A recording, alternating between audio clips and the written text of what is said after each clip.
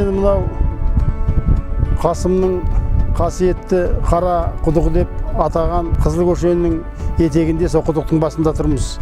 Енді бұл құдық бар екен, біз үлкен ақсақалдардан, үлкен шешелерімізден естіген болатынбыз. Қасымның құдығы бар. Қасымның құдығы болғанда Қасымға арнап салынған құдық. Бұл құдықты Қасымның әжесі Жақыбала деген біздің үлкен анамыз Қасымға арнап салғызған. Мына жерде Қалақтас, Қызыл Сораң деген жерлер бар. Сол жерден тас алғызған. Ол кісі өзі сондай әлді етшеңді адам болған. Жаңағы Жақыбала анамыз. Сол кісі өзі мынаның түгелін өз шегендеп шыққан. Құдықтың ішінің бәрінде тасты өз шегендеп шыққан, өз қолыменен. Сол Қасымға арнап осы судай таза мөлдір болсыншы деп жаңа немересіне арнап. Ал енді бұл құдықтың қай жерде екенін кейінгі ұрпақ білмеген. Содан кейін біз естуіміз бойынша Қасым әкеміздің 90 жылдық торқалы тойының алдында осы құдық табайық деп ауыл болып ақылдастық. Содан кейін бәленбай күн іздеп келдік осында. Күнде келеміз, оқушыларды алып автобусқа мінгіземіз де таба алмаймыз.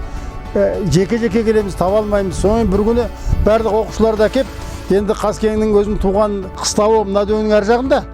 Содан кейін біз естігенбіз, сол дөңнің етегінде, сол 1,5 шақырымдай жерде құдық бар деп.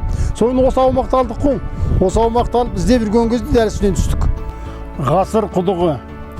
Ата баба талай мұра қалдырған, не бір жайсаң тоқтап атын шалдырған, Қызыл көшен бөктерінде қыстау тұр, аман жолдың Рақымжаны салдырған.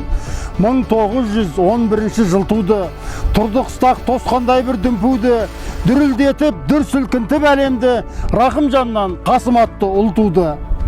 Сәби Қасым аз жылады, аз күлді, тіліменен ерте шыққан мәз қылды, судай таза болсыншы деп әжесі Қасымға арнап тыңнан құдық қаздырды.